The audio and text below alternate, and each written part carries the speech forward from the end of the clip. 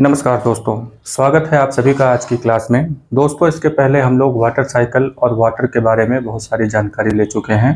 आज हम लोग सेकंड पार्ट की बात करते हैं। इसमें हम लोग वाटर के बारे में कुछ और जानकारी लेंगे। ठीक है, तो दोस्तों मैं हूं सत्यम सिंह और आप बने हुए हैं सत्यमार्ग फाउंडेशन चैनल पर। आइए स्टार्ट करते हैं। तो सबसे पहले यहाँ पे हम लोग जानकारी लेंगे कि अगर बारिश बहुत ज़्यादा हो गई तो क्या होगा। What if it rain heavily. अगर बहुत ज़्यादा बारिश होती है तो क्या होता है, तो जाहिर सी बात है कि चारों तरफ पानी बहुत ज़्यादा फैल जाएगा और बाढ़ की स्थिति आ जाती है, यानी कि फ्लड का कंडीशन बन जाता है। तो चारों तरफ पानी ही पानी हो जाएगा, तो आने जाने का रास्ता बंद हो जाता है, खाने की कमी होने लगती है, क्योंकि जो आपके घर में फूड है वो ज़्यादा दिन तक तो चलेगा नहीं और बाहर पूरा पानी भरा हुआ है, तो आने जाने में प्रॉब्लम होने लगती है। तो फ्लड की कंडीशन बड़ी खतरनाक होती है। बहुत ज़्यादा बारिश अगर हो गई है तो उसको फ्लड का सिचुएशन कहा जाता है। आइए एक फिगर से इसको देखते हैं। तो सबसे पहले इस फिगर को देखेंगे और इस फिगर में आप अगर ध्यान दे रहे होंगे तो यहाँ पे बारिश खूब ज़ोरदार हो रही है। ठीक है, और ये कंडीशन जो है ये फ्लड का कंडीशन है। अब आप इस कंडीशन में देखिए, यहाँ पे जो ये पशु हैं, यानी कि जो एनिमल्स हैं, जो सामान हैं, वो सब पानी के साथ बहता हुआ आपको दिखाई दे रहा होगा। यहाँ पे जो घर है, घर के ऊपर ये सब बच्चे बैठे हुए हैं, लोग बैठे हुए हैं, चिल्ला रहे हैं और यहाँ पेड़ पे चढ़ के एक आदमी बैठा हुआ है। क्या किया जाए, आखिर नीचे से पानी जो है बहुत तेज़ी से फ्लो हो रहा है और यहाँ तक कि जो घर वगैरह है उन सबको भी, जो कमज़ोर होते हैं उनको बहा करके ये लेकर के चला जाता है। तो ये कंडीशन जो है ना, ये बड़ी ही खतरनाक कंडीशन है, बाढ़ वाली। तो बहुत ज़्यादा बारिश अगर होती है तो यही बाढ़ की कंडीशन यानी कि फ्लड की कंडीशन हो जाती है और चारों तरफ बहुत सारी प्रॉब्लम्स होने लगती हैं। इसके अलावा जो बाढ़ का पानी है वो जगह जगह पे रुक जाता है और उससे जो मक्खी मच्छर ये सब चीज़ें होती हैं वो प्रोड्यूस हो जाते हैं और बहुत सारी बीमारियां फैलाते हैं। डेंगू, मलेरिया, ये सब टाइप की बीमारियां भी फैलने लगती हैं। तो ये एक बड़ा क्रिटिकल कंडीशन है। आइए हम लोग इसके बारे में कुछ बातें नोट कर लेते हैं। जैसे यहाँ पे कि rain occurs during monsoon season. तो आपको मालूम है कि हम लोगों के देश में 5 प्रकार के सीजन पाए जाते हैं। यहाँ पे मानसून सीजन वो सीजन है जिसमें बारिश होती है। ठीक है, ये सिचुएशन ऐसा है कि जो हमारा अरेबियन सी है और इंडियन ओशियन है, वहाँ से जो वाटर लोडेड एयर है वो जो है ज़मीन की तरफ यानी कि भारत की तरफ फ्लो होती है और फिर वहाँ पे ऐसा मौसम बनता है कि बारिश की कंडीशन हो जाती है, तो उसी को मानसून सीज़न कहा जाता है। तो बात हो रही थी कि हैवी रेन्स की। हैवी रेन्स में lead to rise in the level of water, यानी कि जो लेवल ऑफ वाटर है वो राइज हो जाएगा, वो बढ़ जाएगा।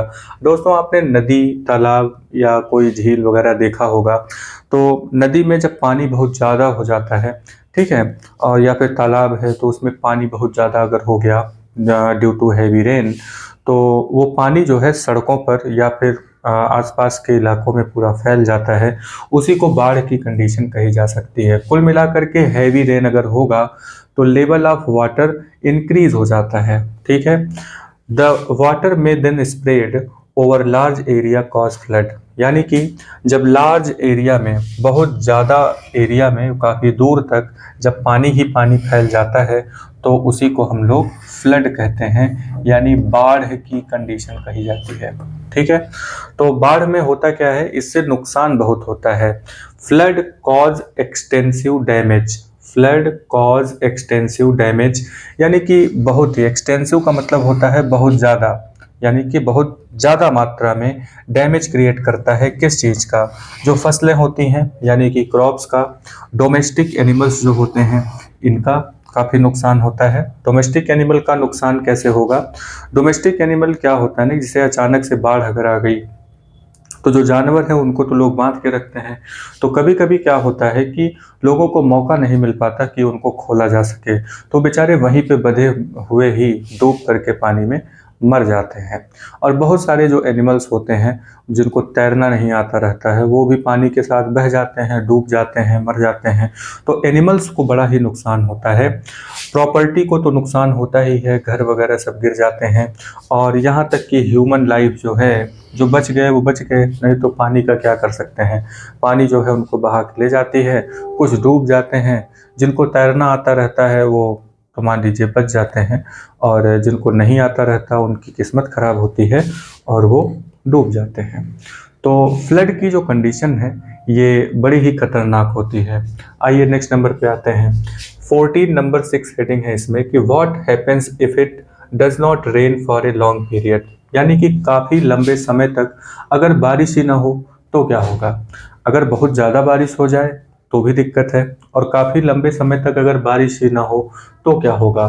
तो इससे जो मिट्टी है यानी जो सॉइल है वो लगातार वाटर कंटेंट को खो देगी, यानी कि जो उसके यानी कि मिट्टी में जो पानी है वो पूरी तरीके से इवेपोरेशन या ट्रांसपिरेशन के थ्रू पूरी तरीके से मिट्टी का पानी जो है इवेपोरेट हो जाता है, यानी कि सॉइल वाटर को लूज कर देती है। तो सॉइल की कंडीशन क्या हो जाती है, सॉइल बिकम्स ड्राई, यहाँ पे जो मिट्टी है वो सूख जाती है, उसमें पपड़ी बन जाती है, और कहीं कहीं पे आपने देखा होगा फिगर कि मिट्टी जो होती है उसमें दरारें पड़ जाती हैं। तो ये कंडीशन होती है कि अगर पानी काफ़ी दिनों तक या काफ़ी लंबे समय तक बारिश ना हो। द ग्राउंड वाटर में आल्सो बिकम स्केयर्स, तो ये जो ग्राउंड वाटर है, अब बारिश तो हुई नहीं, जमीन में के अंदर जो पानी इकट्ठा हुआ था जिसको हम लोग ग्राउंड वाटर कहते हैं, इसके बारे में पिछले क्लास में बात हुई थी।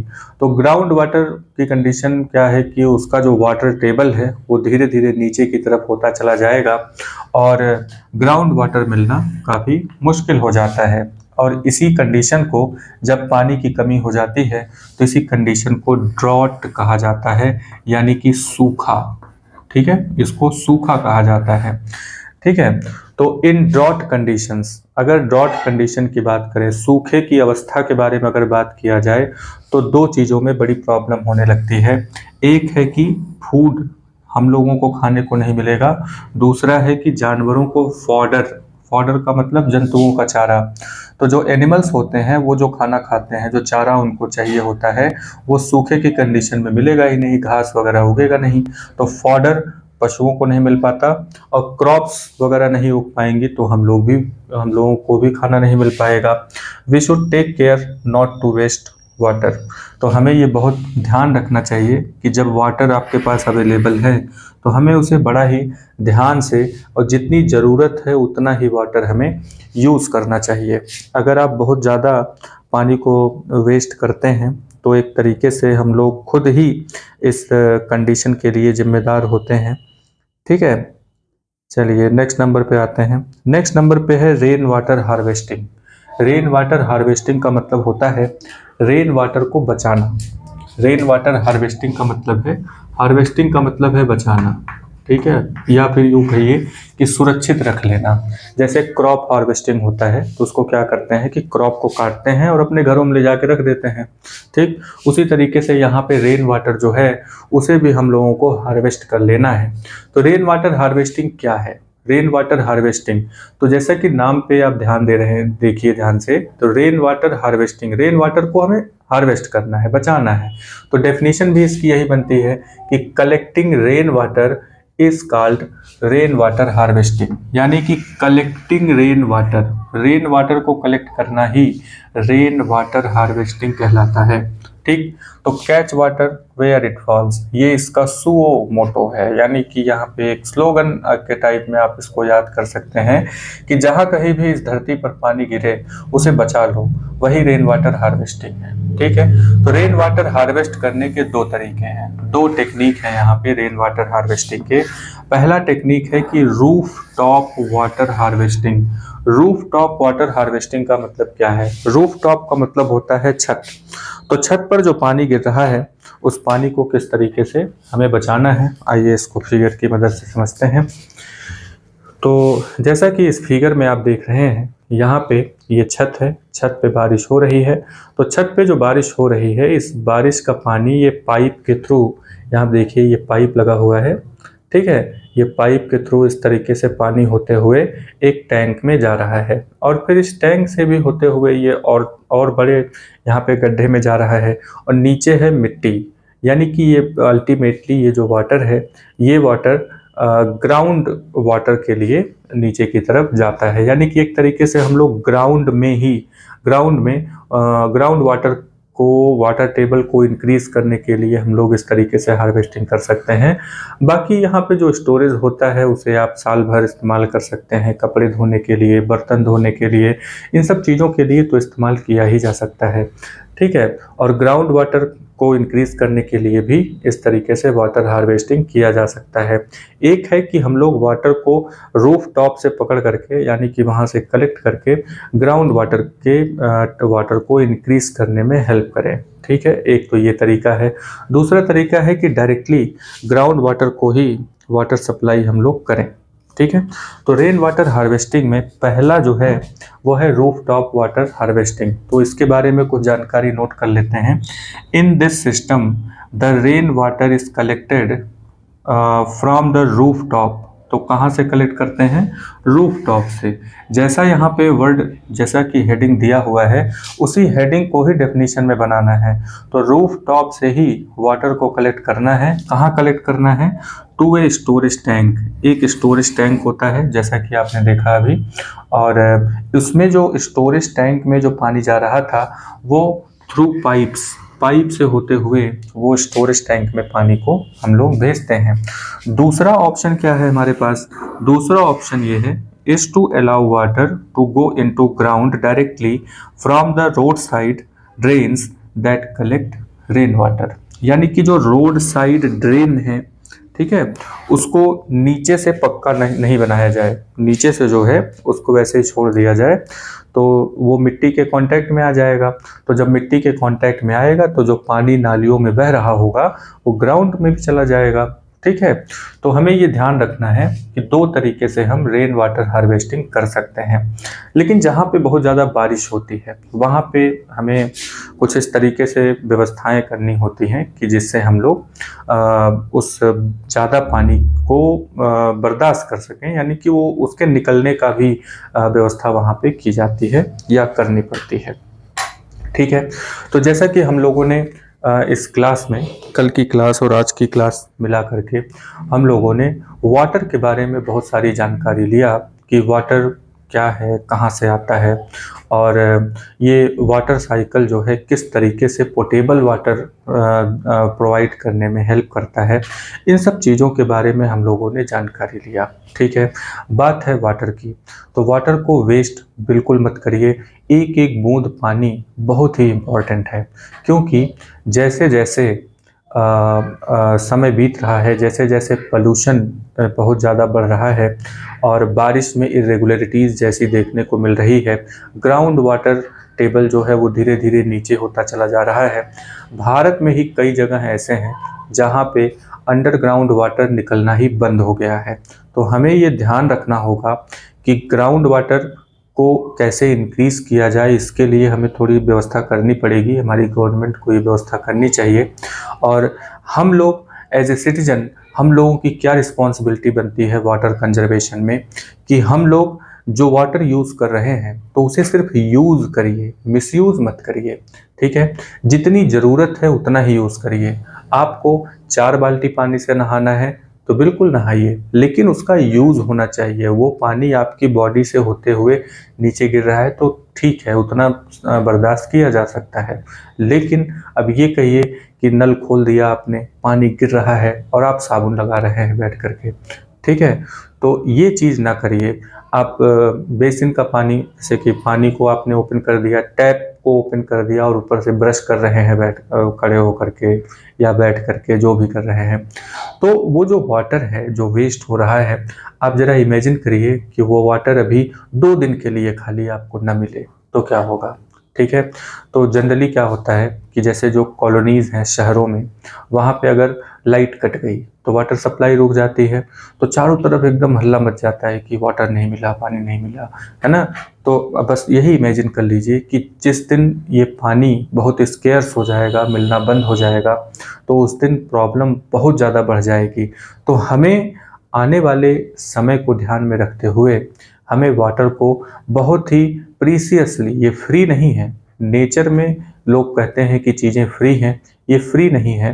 नेचर में जो चीज़ें हैं उसको यूज़ करने के लिए है, मिसयूज़ करने के लिए नहीं है। अगर मिसयूज़ करेंगे तो नेचर पॉल्यूट होती है, नेचर पॉल्यूट होगा तो वही चीज़ वापस हम लोगों को मिलेगा। ठीक है, अगर आप पॉल्यूटेड चीज़ें करेंगे तो पोल्यूशन ही वापस मिलता है। ठीक है, तो हमें ये ध्यान रखना है कि वाटर है उसे हमें नुकसान नहीं करना है, उसे वेस्ट नहीं करना है। आप वाटर स्केर्सिटी के बारे में इस बात से अंदाज़ा लगा सकते हैं कि आप किसी भी दुकान पर जाइए, यानी कि जहाँ पे दूध वगैरह मिलता हो, जहाँ पे कोल्ड ड्रिंक मिलता हो, तो वहाँ पे आपको वाटर बॉटल यानी पानी का जो बॉटल है वो आपको मिल जाएगा। पाउच में 2-2, 3-3 रुपए का जो पानी है वो आपको मिल जाता है। ठीक है, आप इसके बारे में ज़रा सोचिए कि भारत जैसा देश जहाँ पे नदियाँ ही नदियाँ हैं, है ना? और जैसे पंजाब 5 नदियों का बना हुआ वो राज्य है। ठीक है, और गंगा, यमुना, ब्रह्मपुत्र रिवर, इस तरीके से इतनी नदियाँ हैं। भारत 3 तरफ से समुद्र से घिरा हुआ है, उसके बाद हम लोग पानी खरीद करके अगर पी रहे हैं तो आप कंडीशन को थोड़ा सा अंदाज़ा लगा सकते हैं। तो हमें ये ध्यान रखना है कि वाटर को वेस्ट मत करिए। ठीक है, और रिसोर्स कोई भी है उसे वेस्ट मत करिए, उसे यूज़ करिए, मिसयूज़ मत करिए। मिलते हैं नेक्स्ट क्लास में, तब तक के लिए आप अपना ध्यान रखिए। वीडियो को लाइक करिए, सब्सक्राइब करिए, कमेंट करिए। अगर कोई बात नहीं समझ में आई हो तो आप उसे कमेंट बॉक्स में मेंशन करिए। नेक्स्ट क्लास में पहले उसी को सॉल्व किया जाएगा, उसके बाद आगे की क्लास की जाएगी। ठीक है, तब तक के लिए जय हिंद।